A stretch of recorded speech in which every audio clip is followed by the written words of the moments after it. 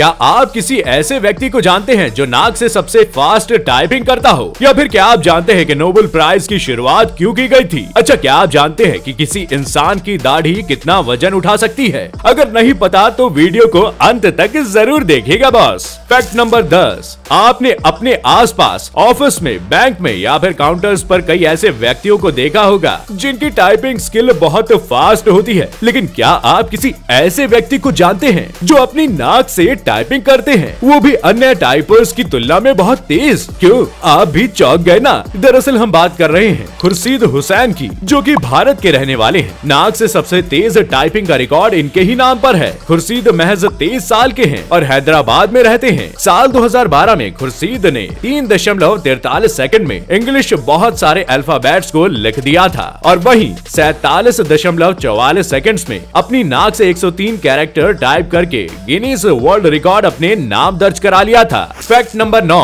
आज की जनरेशन अपने लुक्स को लेकर बहुत ही ज्यादा कंसर्न रहती है। अगर बात करें हम लड़कों की तो मुस्टैचेस से लेकर बियर्ड तक सब परफेक्ट रखते हैं। अब जब बियर्ड का जिक्र कर ही दिया है तो क्या आपने कभी सोचा है कि किसी इंसान की दाढ़ी कितना वजन उठा सकती है? आप भी सोच रहे होंगे कि ये कैसा सवाल है, तो आपको बता दे कि किसी इंसान की दाढ़ी कई किलो का भार उठा सकती है। अगर नहीं यकीन तो इस वीडियो को देखिए। ऐसा ही एक वाकया हुआ इटली में, जब इटली के एंटेनस कॉन्ट्री मैस ने साल 2012 में अपनी दाढ़ी के बल पर 63 किलो की लड़की को उठाकर वर्ल्ड रिकॉर्ड को अपने नाम दर्ज करा लिया। दाढ़ी से सबसे अधिक वजन उठाने का रिकॉर्ड अभी तक इनके नाम का ही है। क्या आप इनके इस रिकॉर्ड को तोड़ना चाहते हैं? फैक्ट नंबर 8, मौसम सर्दी का हो या फिर बरसात का, भुट्टा खाना तो हर किसी को पसंद होता है, लेकिन क्या आपने सोचा है कि साधारण से दिखने वाले ये मक्के कभी खूबसूरत भी दिख सकता है, वो भी कलरफुल? अरे हैरान मत होइए और इस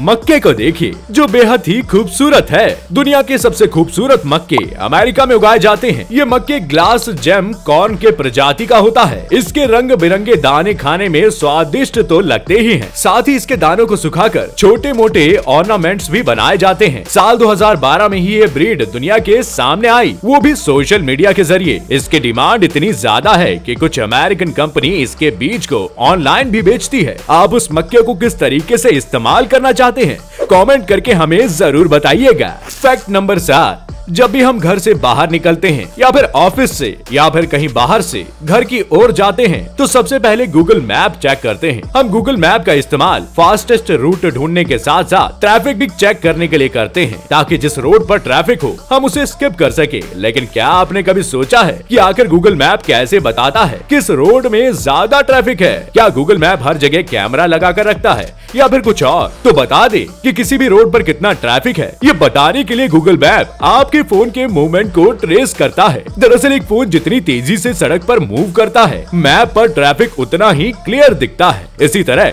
अगर कहीं ट्रैफिक जाम लगा है तो गूगल मैप को इसलिए पता चल जाता है क्योंकि उस जगह पर हजारों फोन एक ही पोजीशन में खड़े होते हैं। फैक्ट नंबर 6, अब जो फैक्ट हम आपको बताने जा रहे हैं उसे सुनकर आप भी दंग रह जाएंगे। आज हम आपको एक ऐसे व्यक्ति के बारे में बता रहे हैं जिसकी आखिरी सांस टेस्ट ट्यूब में कैद है। इस बात से शायद आप भी सोच में पड़ गए होंगे। दरअसल हम बात कर रहे हैं द ग्रेट थॉमस एडिसन की, जिनकी आखिरी सांसें टेस्ट ट्यूब में कैद हैं। आपको जानकर हैरानी होगी कि ऐसा इसलिए किया गया है ताकि उनके होने का एहसास करा सके कि दुनिया में एक ऐसा इंसान भी था जिसने हजारों आविष्कार किए थे। इसे उनके डेथ बेड से उनके बेटे चार्ल्स की अनुमति के बाद उनकी आखिरी सांस को टेस्ट ट्यूब में कैद कर लिया गया था। इसे अमेरिका के हेनरी फोर्ड म्यूजियम में रखा गया है। फैक्ट नंबर 5, जैसे जैसे टेक्नोलॉजी अपने चरम को चीरते हुए आगे बढ़ रही है वैसे ही सब कुछ ट्रेंडिंग में होते जा रहा है। आज की दुनिया सोशल मीडिया की है जनाब। हर एक मिनट पर सोशल मीडिया पर लाखों सेल्फियां या फिर फोटोग्राफ्स अपलोड होते हैं, जिसकी वजह से कैमरे का क्रेज बढ़ते ही जा रहा है। आज के जमाने में कई सारे ब्रांड्स के कैमरे मार्केट में मौजूद हैं, लेकिन क्या आप दुनिया के सबसे छोटे कैमरे से वाकिफ हैं? जी हाँ,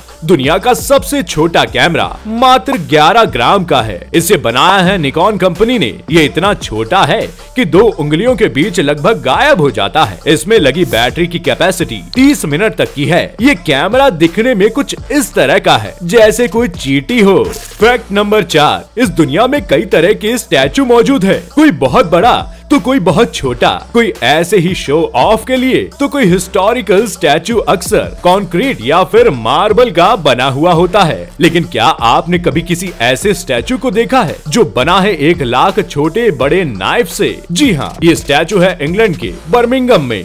इसे नाइफ एंजल के नाम से जाना जाता है। इस स्टैचू को तैयार किया है एल्फी ब्रैडली ने। 27 फीट ऊंचे स्टैचू में 1 लाख छोटे बड़े चाकू लगे हुए हैं। ये स्टैचू रिसाइकलिंग और रीयूजिंग का शानदार नमूना है, क्योंकि इसमें लगे चाकू देश भर की पुलिस ने अलग अलग क्रिमिनल को पकड़कर इकट्ठा किए हैं। फैक्ट नंबर 3, दोस्तों बचपन से लेकर अब तक कभी न कभी तो आपने भी रूबिक क्यूब खेला होगा। दिमाग पर जोर डालकर कभी आपने भी सारे कलर्स को अरेंज करने की कोशिश तो की होगी। लेकिन क्या आपने कभी अंधे लोगों को रूबिक क्यूब को सॉल्व करते हुए देखा है? अगर हाँ, तो क्या कभी आपने सोचा है कि आखिर अंधे लोग कैसे रूबिक क्यूब को सॉल्व करते हैं? दरअसल अंधे लोग भी रूबिक क्यूब सॉल्व करते हैं। अंधे लोगों के लिए एक खास तरह का रूबिक क्यूब बनाया जाता है, जिसे ब्रेल क्यूब्स कहते हैं। इसमें वो टच करके फील कर सकते हैं कि कौन सा कलर कौन से नंबर के साइड है। फैक्ट नंबर 2, कुत्ते सभी जानवरों में सबसे ज्यादा वफादार होते हैं। आपने कई सारे ब्रीड्स के छोटे बड़े कुत्ते तो देखे होंगे। आप में से बहुत सारे लोगों ने तो डॉग्स को पाला भी होगा।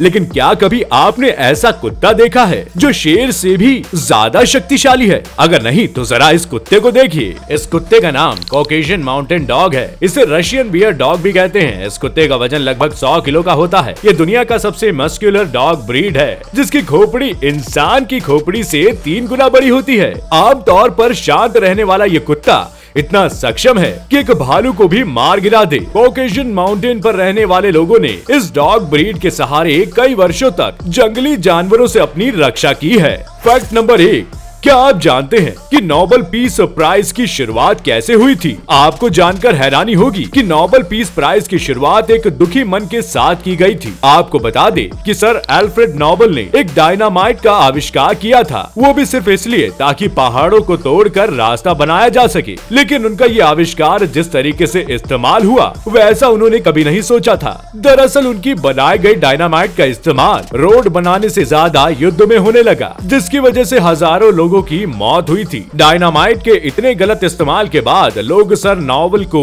द मर्चेंट ऑफ डेथ यानी मौत का सौदागर के नाम से पुकारने लगे, और ये उन्हें जरा भी पसंद नहीं आया और उन्होंने उदास होकर एक फैसला लिया। सर अल्फ्रेड ने सोचा कि कुछ ऐसा किया जाए कि उनके इस दुनिया से जाने के बाद दुनिया उनके नाम से उन्हें याद रखे। इसलिए उन्होंने नाम कमाने के लिए अपने सारे पैसे जमा करके नोबेल पीस प्राइज की शुरुआत कर दी, ताकि आविष्कार होते रहें लेकिन समाज में उसका बुरा असर ना पड़े। तो दोस्तों आज के लिए बस इतना ही।